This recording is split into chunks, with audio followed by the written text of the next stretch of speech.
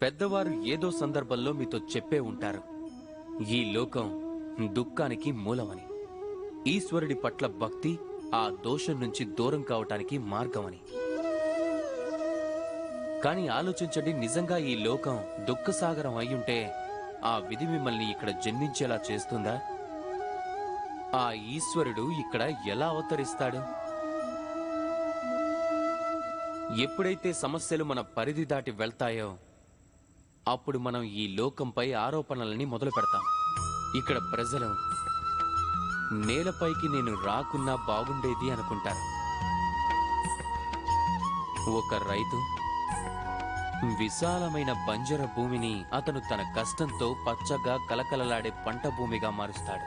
ఒక దర్జీ తన వద్దకి ఒక సాధారణ వస్త్రం వచ్చినా సరే తను తన శ్రమతో దానికి ఒక సుందరమైన రూపాన్ని ఇవ్వగలుగుతాడు. మీరు కూడా బాగా శ్రమించండి. మీరు ఏ లోకంలోకి వచ్చారనేది ముఖ్యం కాదు. అలాగే మీరు ఇక్కడికి ఎలా వచ్చారన్నది కూడా ముఖ్యం కాదు. విలువైనది ఏదైనా ఉంది అంటే అది కేవలం ఒకటే, మీరు వెళ్ళిన తర్వాత అప్పుడు మీరు ఈ లోకంలో ఏం వదిలి వెళ్లారనేది. ఈ ఆలోచనతోనే బతకండి.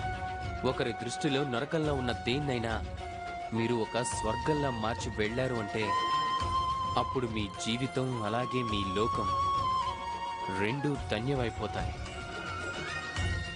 రాధాకృష్ణ.